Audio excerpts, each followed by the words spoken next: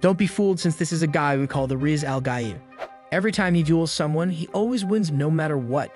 Even Paul with all his might can't stop him. In video games, that is. Anyways, he's the king of all nerds and no one can beat him in a 1 versus 1, not even Faker. But here's the catch: every time he duels a girl and beats them, he always gets to clap them in real life right after, since he's secretly the rank 1 player. So you guys better put away your fake internet girlfriends, because he's about to catch them all like my boy Ash Ketchum. Anyways, after dropping out from the pro scene, all our boy does now is go to the nearby internet cafe, as everyone there treats him like a king. Even his meals are free, since most of the staff members are a bunch of fans. However, one day he hears a super toxic girl behind him constantly blaming her team, as she can't handle how trash her teams are in Roblox frontlines. Eventually, she can't cope anymore on Roblox, so instead, she logs on the least toxic game ever called League of Legends, causing our boy to be a little invested in her raging. Unfortunately for her, our boy discovers that she has committed the worst sin in all of gaming, and that's being super toxic when she's only ranked gold, so you might as well call her Ligma. Regardless, after seeing her lowly rank, our boy starts to chuckle and begins to say out loud that she's just a hard-stuck gold noob that needs to shut up, since she probably can't even handle a gank in her mid lane from a Chad like him. But in reality, our boy actually has never scored a successful gank in real life with his banana tree plantation, as he's never even stepped foot outside his room or his gaming house. So now he finds himself in a pickle as the girl actually confronts him. Of course, our boy starts to get scared as he trembles in front of the support main, as he has never seen balloons as close up before. Nonetheless, he sinks into his chair and begins channeling his Among Us skills to craft an excuse. But he just stutters and says he didn't say anything at all, so she must be imagining things. Unfortunately for Jang, he finds out the hard way that being a god gamer does not translate to him having perfect social skills, as the girl ends up showing our boy how a true chat actually works. Shortly after, Jang finds himself being dragged outside to the alleyway by the girl, where he tries his hardest to find the report button, but Riot can't save him now. She then starts teaching our boy a lesson to never make fun of a girl gamer, as she can either get her internet boyfriend to beat you up, or they can do it themselves, as they transform into a girl boss. However, Jang has something up his sleeve, and it's his sussy hands, so as he gets thrown down onto the sidewalk, he instinctively grabs her cushions, causing both of them to be absolutely shocked with his actions. Upon landing on the ground, our boy finds his left hand absolutely awestruck, as it cannot stop shaking from its very first contact with some glazed donuts from Krispy Kreme. Meanwhile, the Chad girl starts gritting as she can't help herself but continue holding onto her donut using her left arm, where she continues on and asks our boy if he enjoyed the added experience. But Jang makes some silly excuse again, claiming that it was the closest thing he could grab onto, that maybe our boy just wanted to gank some donuts. Nevertheless, she starts cosplaying Marin for My Dress Up Darling as she starts patting his head, telling him that she feels sorry for making him shiver, but she also orders him to never mess with her again. But then suddenly, something awaked within Jang, and let's just say it wasn't his subway, so finally musters up some courage to get back up as the girl and her friend begin to leave. After catching the girls' attentions again by calling them a bunch of hard-stuck bronzies, he puffs out his chest and commands the girl to apologize to him like a true Chad. However, the girl gets riled up again, so she starts clapping back by calling him a silver commando as she saw what rank he was, but unbeknownst to her, the account he was on was his friend's account he was boosting. But since her gold ego is through the roof, she refuses to believe him and decides to call him out by sending him a 1 versus 1 duel where winner takes all. Our boy then discovers that the girl is putting everything on the line, so she offers the chance of him reclaiming her donuts again if he's able to beat her. But if he loses the duel, then he only has to pay for her entire yearly use costs at the internet cafe, so of course he agrees in a heartbeat. Eventually, as the blood rushing down stops filling up his banana tree plantation, he snaps back to reality and realizes the math on this offer does not add up. As such, our boy nervously stops walking back with her to the internet cafe, after it dawns on him the reward is unequally balanced towards him, so he starts pestering her to change the offer or he's going to back out. However, our boy is actually a genius, as he knew he would win no matter what, so any extra prizes is icing on the ice cream cake, and the girl actually bites. In literally less than a second, the turntables turn back into Sussy Street as she whips out the pyramids of Giza in plain sight of the pro gamer, telling him he can do whatever he wants to the donuts, causing her friend to pass out beside her. Although the offer isn't much better than he expected, he feels forced to accept as other people begin staring at them from other alleys, so he didn't want to seem like a supreme sussy baka in front of anyone. Regardless, mere seconds later, her friend wakes back up and hurries to cover up for her. But the girl doesn't care, as she's too busy trash-talking Jang, claiming she will bring him to his knees. Now not really sure about who's the one that's actually going to end up on their knees, as our boy is secretly trying his best to keep it all in, knowing that the victory screen is just 1 inch away. Fast forward to a few hours later back inside the PC Bang, the girl finally realizes who she truly is up against, as she made the mistake of wanting to duel one of the greatest nerds to ever grace gaming. With the red screen of defeat showing up on her screen, no matter what cheese she tries, she ends up giving up and proceeds to put her gold head down in shame. The girl even begins to start crying as her head slumps down on the desk, unable to believe she got utterly destroyed over and over, just like the Warriors when we Laker boys win tonight. Nonetheless, as Jang watches his opponent writhe in pain from her defeat, he ends up being impatient and interrupts her by saying he wants his promised prize now. Of course, she hesitates as she never expected for the silver nerd to beat her, and now she needs to live with the consequence of being a cocky Gold League of Legends player. The turntables then turn again, as our boy is now the Chad ready to claim his prize, but the girl starts sweating profusely trying her best to figure out an excuse. She ends up calling him a hacker as the best thing she could come up with, so even her friend gets embarrassed at her accusations, as the girl thinks there's no way a silver boy can transform into Faker all of a sudden. Jang then accidentally lets it slip that being a mechanical god allows him to dodge any ability at will, even in Malphite ult point blank as he used to be a pro player. But luckily for our boy, she refuses to believe him, allowing Jang to continue keeping his identity secret. Instead, she starts yelling at him for a rematch. However, this time they double down like KFC's chicken sandwich, where the girl offers to take his banana tree fruit for the first time ever if she loses.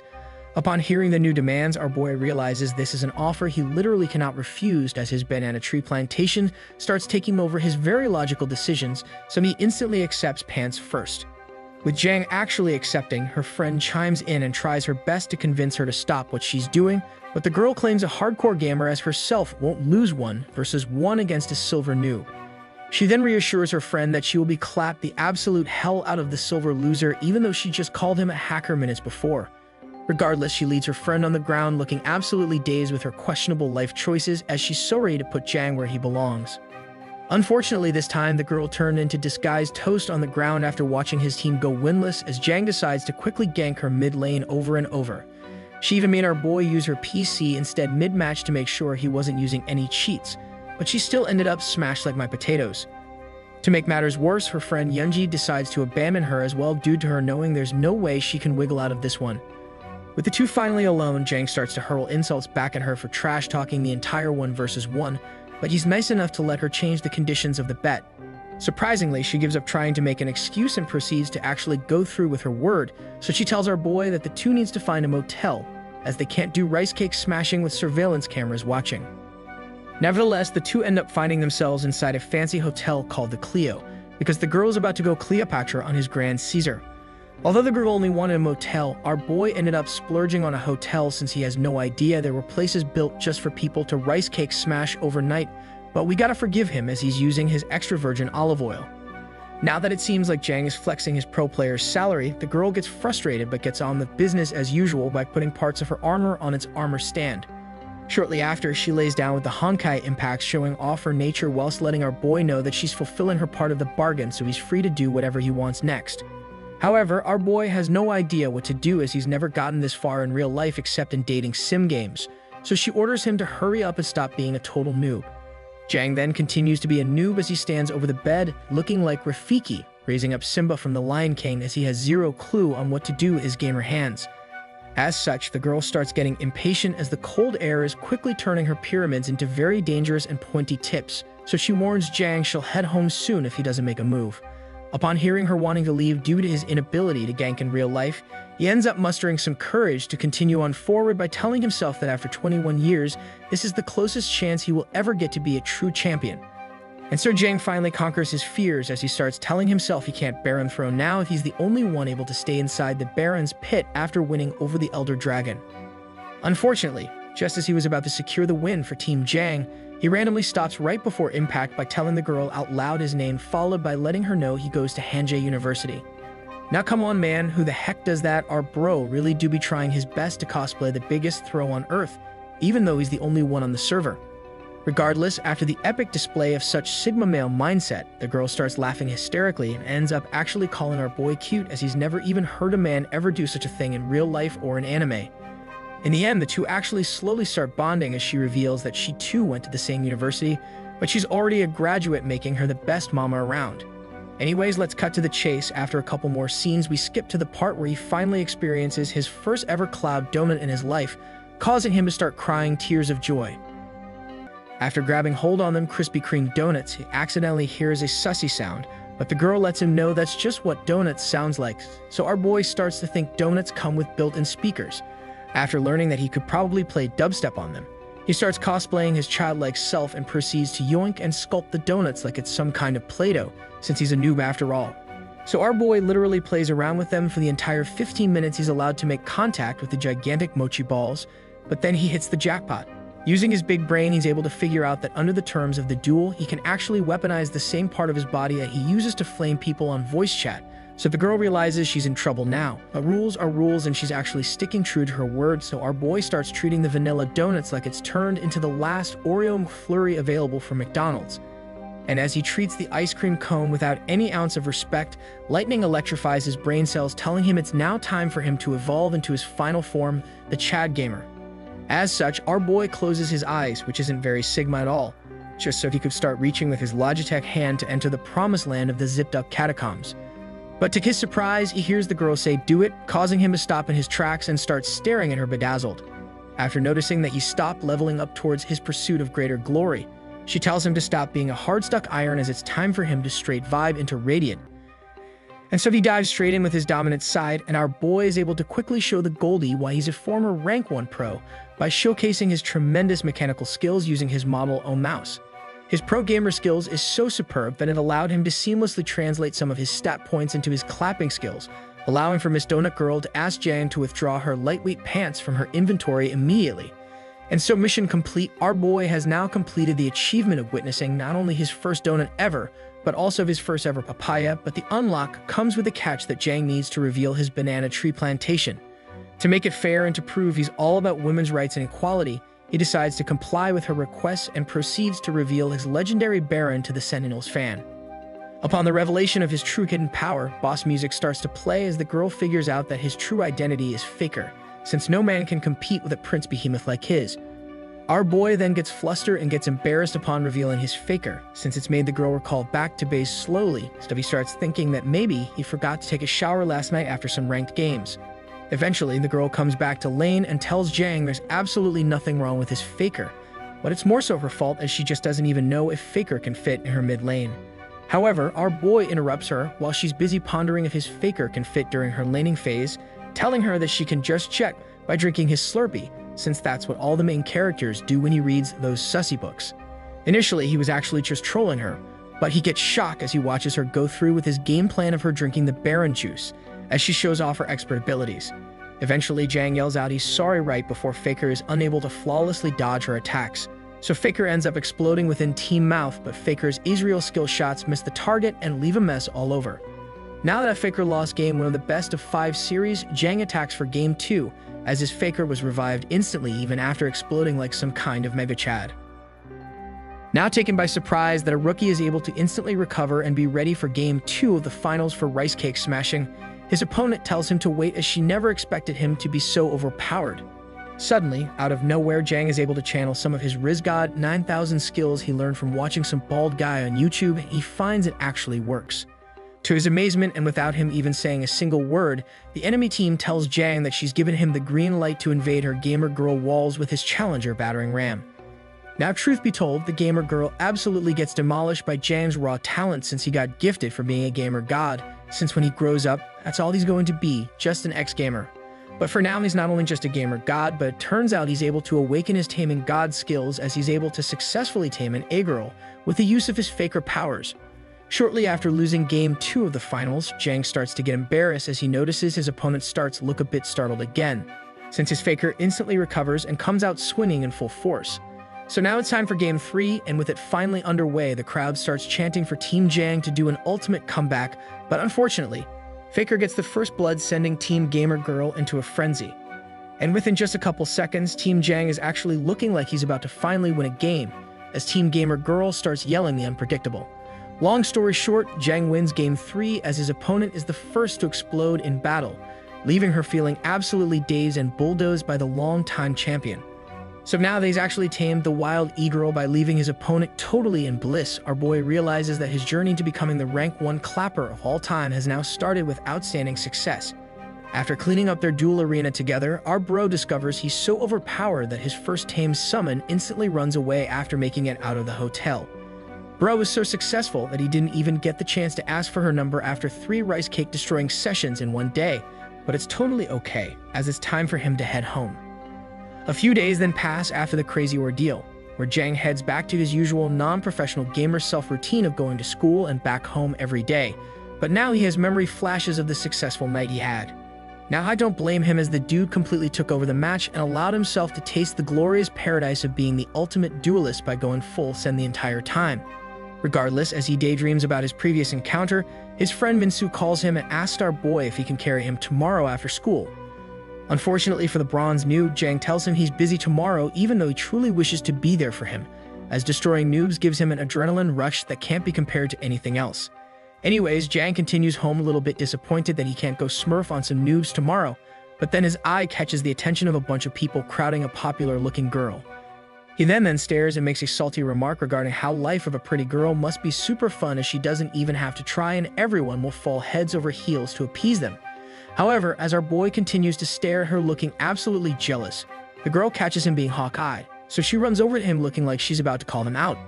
Much to Jang's surprise, she's not here to belittle him or anything, but instead, she blindsides him and asks if he has a moment for her to speak with him. Of course, our boy does not hesitate to agree, as he starts to think word might be going around the female population, that he's superbly skilled in more ways than meets the eye. But as soon as they sit on a bench to talk, his confidence drops to 0, so he starts panicking that he accidentally agreed to some monk or missionary trying to recruit him to their religion. Luckily for Jang, right before he decides to run away, the girl mentions that he probably doesn't remember her, so she whips out her pair of glasses and tries to explain that she was at the internet cafe the day before. As such, it finally dawned on our boy that the nerdy-looking friend is actually her, so he gets shocked at how much makeup can really alter and change someone's appearance.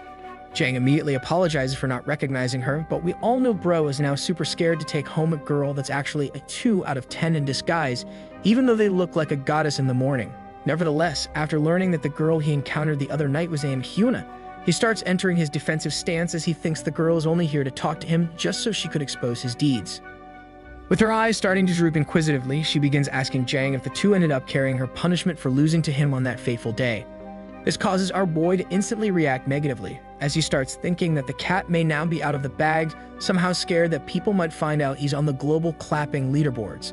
Nonetheless, the turntables turn as it's revealed that Hyuna kept their fateful day secret from her own best friend, so Jang starts feeling a wave of relief enter his body. But then, the disguised nerd starts questioning how a silver boy can effortlessly defeat Hyuna. Even though she's just a goldie, she outplays her rank during 1 versus 1s. Before our boy could answer any of her questions, the nerd drops the bomb by claiming she's thoroughly analyzed and watched hand cams from players like Faker and Shroud, so she knows he's hiding his true identity. She then calls him out by claiming that his mechanical skills can only be matched by those who used to be pro, so she comes to the conclusion Jang must be washed now since he carries Randy's for pocket money. As such, our boy breaks down and starts sweating profusely, thinking that the nerd only showed up to make fun of him and to reveal his true identity to the world. However, the girl interrupts Jang by explaining to him that she's not here to do anything like that, since what she truly needs is a gamer Chad that can carry her to newfound heights. She then continues on by asking if Jang would be interested in making a lot of money by pub-stomping wannabe pro players, but no matter, he ends up taking her offer. Fast forward to the later on the day, the girl shows Jang the entrance to this super mysterious club where gamers wager on who's better, but the entrance happens to be a basement. Now, if I was Jang, I would be a little suspicious. This is about to turn sussy if a girl brings you in broad daylight to someone's basement.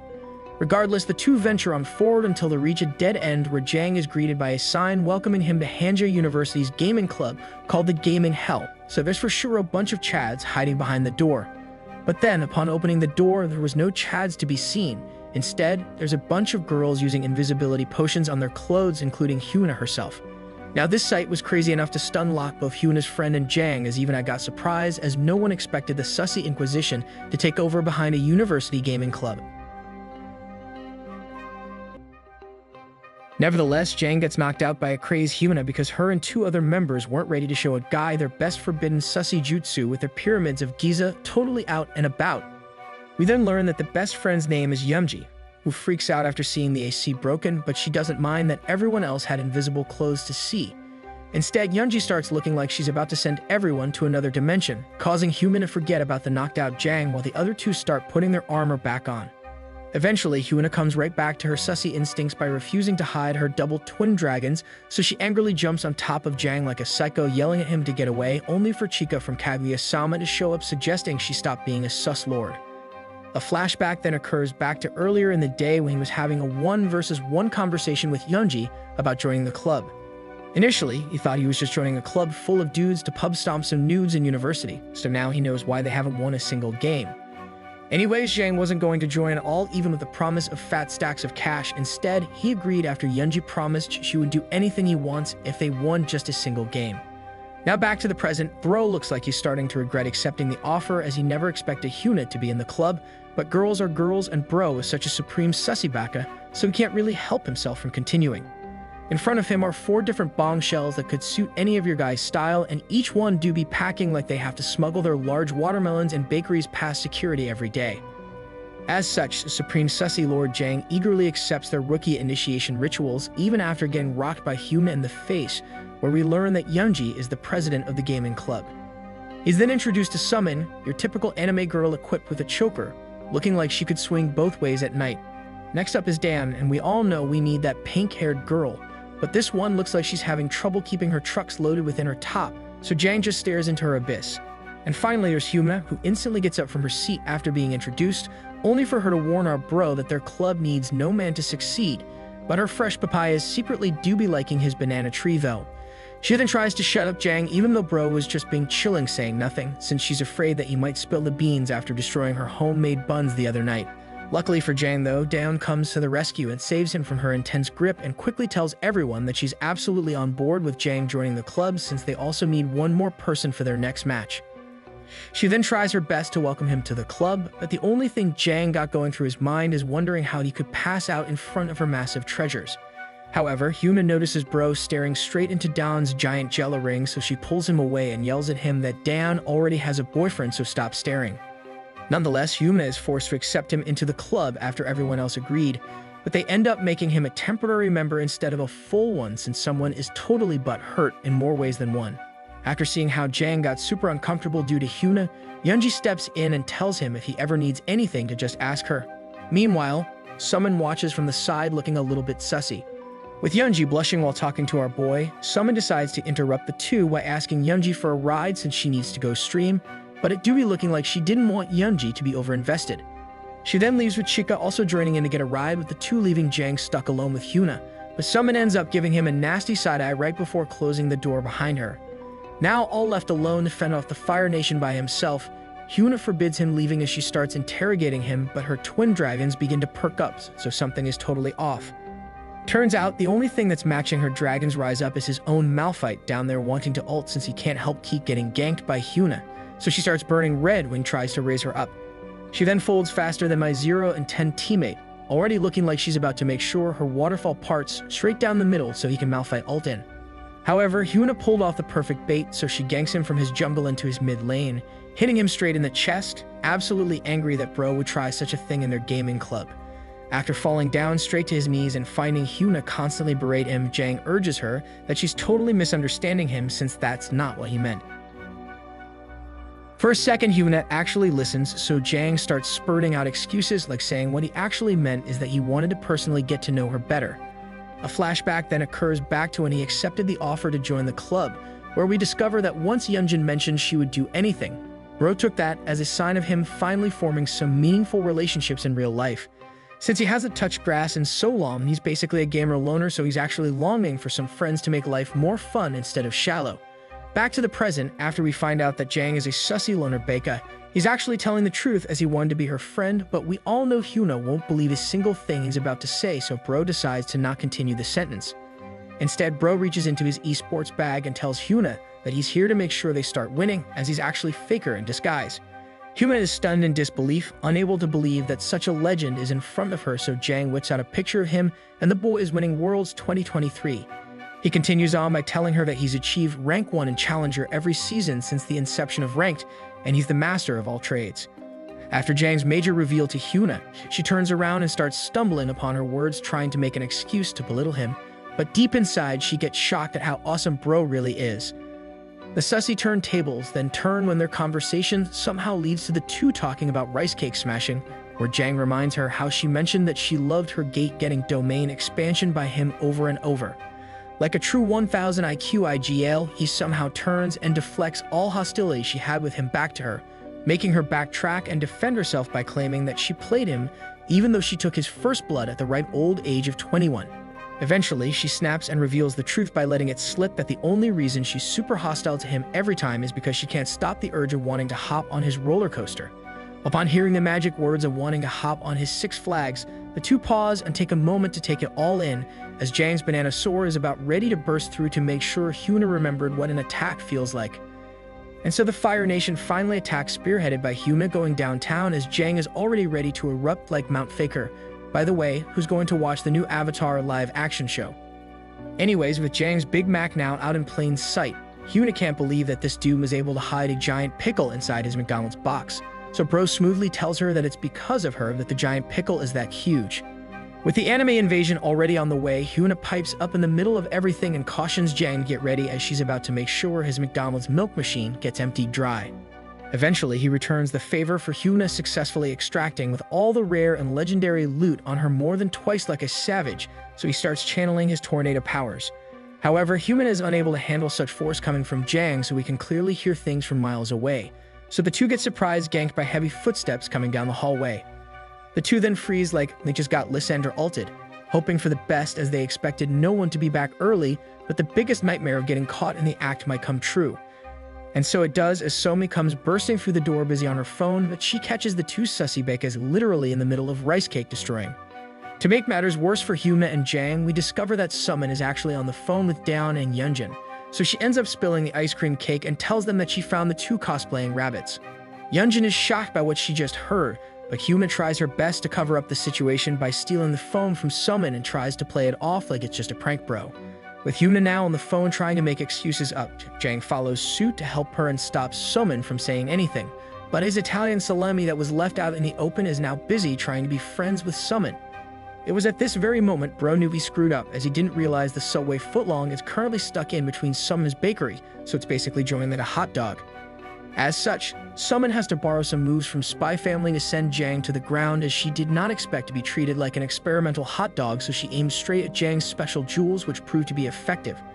Turns out she's actually a supreme sussy baka herself, so Summon tells the two to continue and act like nothing happened, since she wants to watch them live like a Twitch stream. Unfortunately, they don't go through with her plan, so Summon waves goodbye and tells them to clean up after.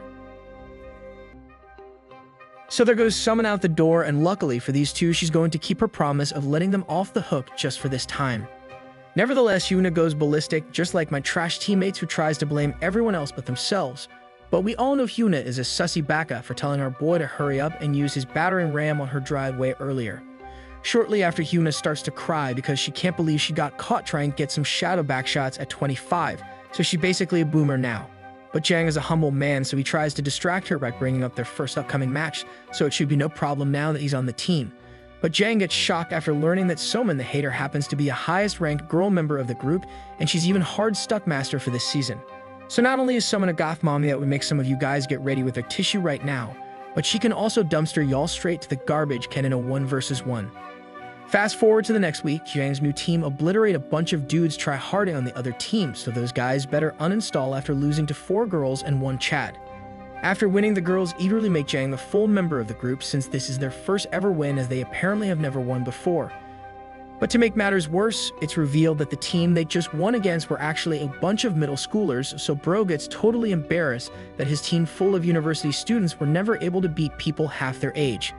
Anyways, I take back what I said about those kids uninstalling, since half of them probably don't even have a computer at home whilst having a bedtime placed by their parents still. The crazy part is that Summon ends the entire game, and the only reason Jang got clapped one time is because his entire team trolled and Anivia walled straight to the fountain. Now clearly bro is thinking she's totally boosted, or even worse, she's trolling on purpose to try and get him kicked out of the team for not being a good enough solo carry. Regardless, the entire team is cultured enough to go celebrate at a Korean BBQ restaurant, but his eyes keep wandering towards Daeon's great personalities, and I don't blame him for doing so. However, with everyone having a lot of fun, Somin decides to be a killjoy and orders Daeon to stop hitting on him because they only won one match, and it's not like they just won the championship. Furthermore, she starts subtly throwing shade at Hyuna and Jang whilst teasing them by almost revealing to everyone what these two sussy lovebirds were doing days earlier. As such, Hyuna calls her out for her behavior and tells her to just enjoy the moment, but Somin retaliates and exposes Jang by telling everyone she caught him staring at Daeon's Great Pyramids of Giza. Of course, Hyuna comes to Jang's rescue by claiming that Jang would never do that since he's a nice guy, but she only activates Somin's trap card, allowing her to make everyone think something is actually up between the two. Nevertheless, Somin hints again that Hyuna is more likely to be into Jang's giant behemoth rather than his pro gaming skills, causing Hyuna to blow up on Somin by calling her a mega noob. Eventually, Daeon is able to stop the two girls from Cat Girl fighting by yelling at them, where she also proceeds to ask Jang to really teach her how to game. Shortly after, the group disperses faster than my gassy farts to avoid any more trouble, but Jang decides to stay around to finish his meal since he doesn't want to waste all the great food. Luckily for him though, it looks like he struck gold because Dawn sticks around as well since she really wants him to teach her how to position properly. Now remember, Daeon does have a boyfriend, so Jang sweats profusely, unable to decipher if what she meant was game position, or did it really mean sussy rice cake positioning instead?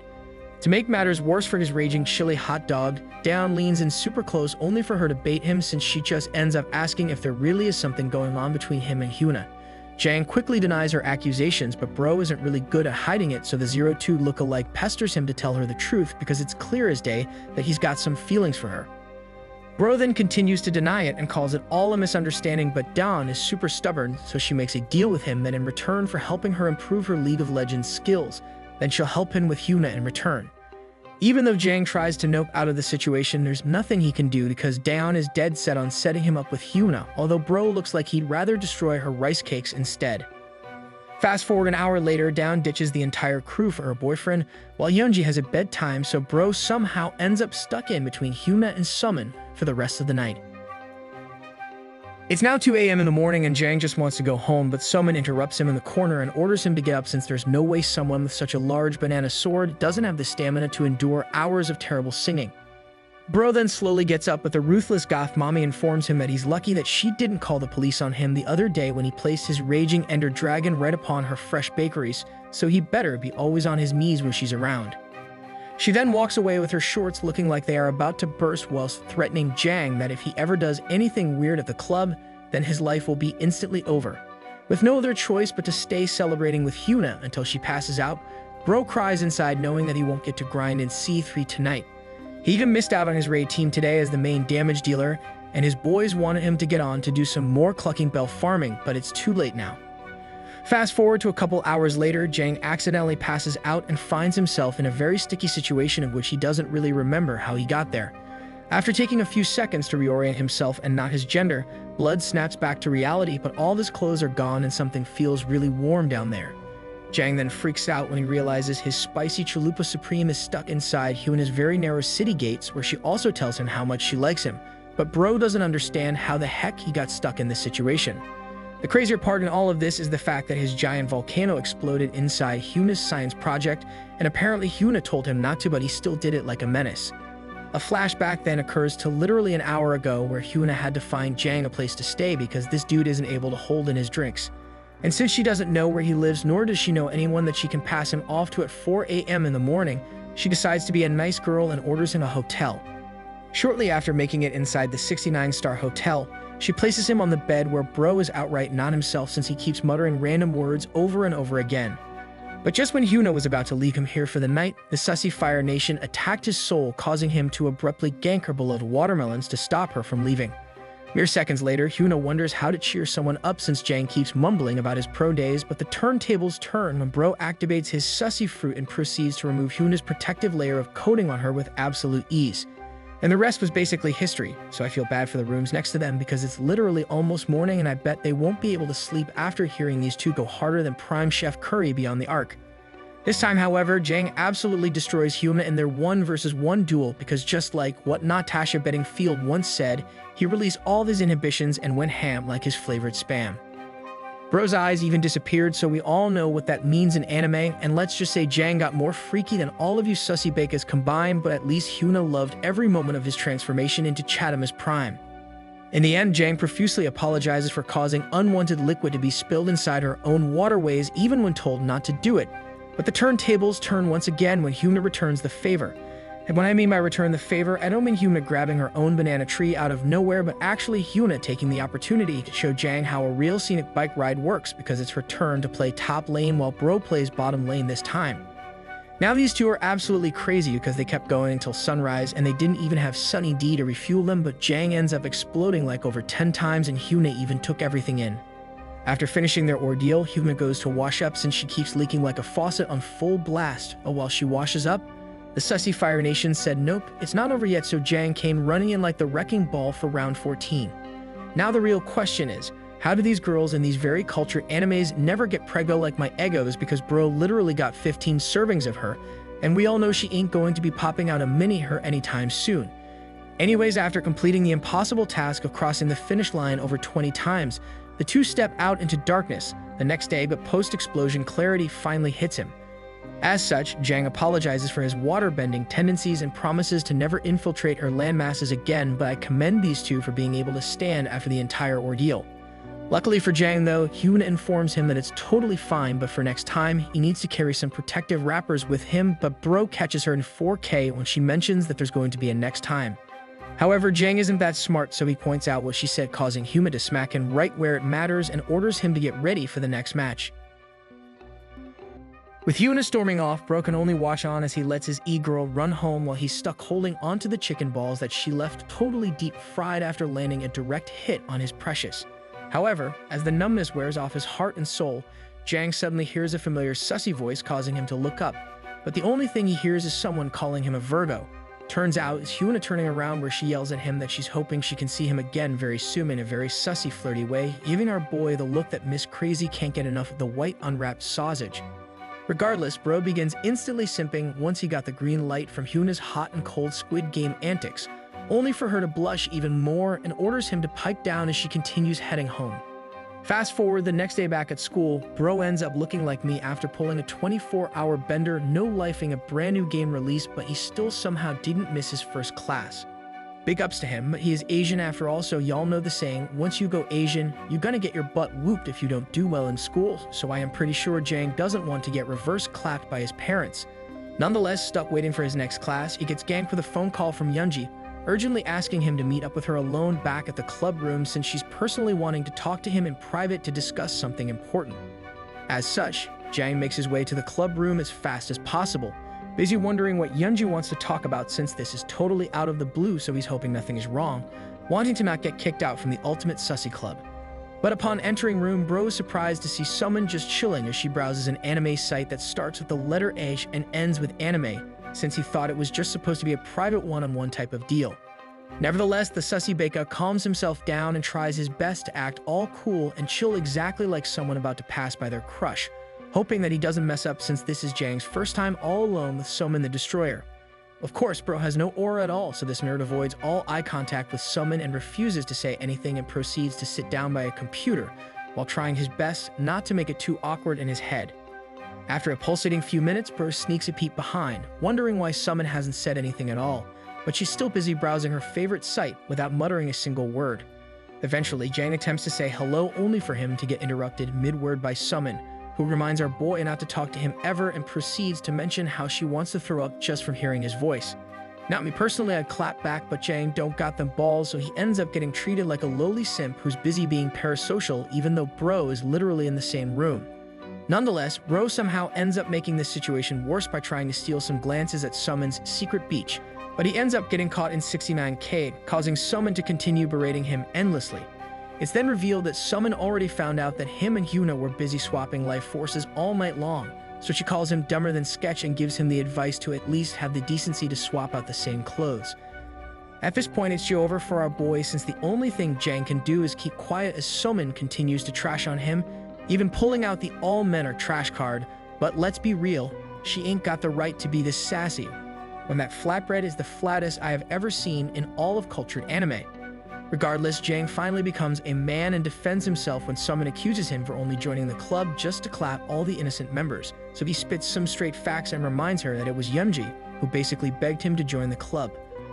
Unfortunately for Jang though, Sumin is totally unfazed by his remarks, so she drops the face sign and mentions that if he really wasn't a Drake from the 6, then why does he keep staring at her own private beach when no one else is around? Suddenly, sussy music began playing when the turntables turned upon Sumin, looking like she's about to bait our boy into striking by trying to show off the only asset she got left, and simultaneously asks Jang if he wants to do the exact same thing to her as he did with Yuma. Now out in full force and trying to get Jang to admit defeat, she starts pushing some more boundaries and almost gives Jang a personal VTuber one-on-one session, making Jang try his hardest not to lose. So with Jang being able to defeat Sumin's advanced attack by defending his ultimate weapon from appearing out of the blue, Sumin decides to change her approach and begins digging up dirt on his past, like how he used to win trade all the time. All of a sudden, all hell let loose once Sumin began attacking his gaming pride, so Jang finally goes off on Sumin and starts calling her boosted, since he knows there's no way that this girl is master rank because she should be able to easily carry a bunch of goldies. He continues on by providing proof of her skills and points out the fact that every time they play with a team, she's one of the worst, so she makes up all these excuses only for Jang to find out she literally got carried from Iron by a subscriber of hers. With the jig now up, Sumin just laughs like an evil villain and tells Jang who cares, since if he tells any of the club members that she's a fake gamer, then she's just going to make up the lie that she secretly rice cake smashed him. Now stuck in another unlucky predicament, Jang is stuck speechless again, but Sumin sits on the couch while staring our boy down, offering him a deal to become secret friends as long as they both don't reveal each other's secrets. Sumin then tries to sweeten the deal by explaining that if he doesn't take up her offer, then he's basically going to break both Yeonji's and Hyuna's hearts, since one will feel super betrayed like the second season of The Promised Neverland, and the other will think it's all their fault. So with no way coming out of this unscathed, Bro's forced to agree to the terms, but Sumin ends up telling him that she's literally going to destroy him if he ever tries to boom either her or Yeonji, so he's stuck with Hyuna for now. Mere seconds after getting emotionally destroyed 1 versus 1, the two hear Yeonji running down the stairs to enter the club room, to which she happily opens the door, totally oblivious to the war that was just going on. With Yeonji now in the room, she joyfully greets everyone and profusely apologizes to Jang for being a little bit late, but he doesn't mind and tries to act like him and Sumin are starting to get along like normal people. After getting situated in the room, Yeonji ends up beelining straight towards Sumin and ganks her with a surprise gift, where it's revealed that today actually happens to be Sumin's birthday, so it looks like there isn't going to be a prime opportunity for a sussy Fire Nation attack today. Nonetheless, with the girls happily embracing to celebrate Sumin's birthday and for being childhood friends, Sumin flashes a dirty look at Jang midway to make sure he isn't eyeing up Yeonji secretly. Fast forward an hour later, the two find themselves finally alone at a nearby cafe after getting rid of Sumin, and the first thing Yeonji talks about is how awkward it must have been being stuck with Sumin with no one else around. Upon hearing Sumin's name, Bro instantly gets flashbacks to Vietnam, since Jang doesn't want to deal with the viper that is Sumin, so he continues acting like it's no big deal. Anyways, without Yeonji's glasses, she looks way better instead of being a mid 6 out of 10. Even Jang's corn dog seems to agree with me, so Jang can't help himself but wonder why she won't just stick to this look more often instead of the nerdy one. But as he silently compares the drastic change in her appearance just from a few change-ups, Bro spills his drink when Yeonji calls him out for wearing the exact same clothes from last night. Luckily, she's now into his shady business with Hyuna. More so that Yeonji is trying to look out for him, but he just makes up the excuse that he forgot his clothes needed to dry, so he's stuck with what he has right now. Nevertheless, Yeonji finally spills the beans and asks the urgent question of what he really thinks of the club members, since they have a tournament coming up, to which Jang claims that the entire team is pretty much donkey aside from him. Ro then goes Slim Shady mode and starts rapping about how bad everyone is, including her, going into excruciating detail of how noob everyone is, and he wouldn't be surprised if they lost to a bunch of kids. Furthermore, Bro had to admit that even someone of his faker skill level will have a hard time carrying them, since all they do is literally run it down mid and int as if they are the Hokage of feeders. Eventually, the two get serious again upon Jang mentioning how those with a team that do very poorly together usually end up disbanding, especially ones that aspire to be more than friends, causing Yeonji to ask for advice on what they should do. Nevertheless, the two end up yapping for an eternity to figure out how to improve as a team together, but Yeonji comes to the conclusion that the people in the club need to improve first and foremost, singling out Sumin even though Bro never intended to focus the attention on her. Suddenly, Yoonji derails their conversation and starts talking about how Summon is a dear friend of hers, but she thinks Somin is the least needed member even though she's master tier. Then as she sips on her cup of tea, she alludes to the fact that she knows Somin is nowhere near the skill level she calls herself to be.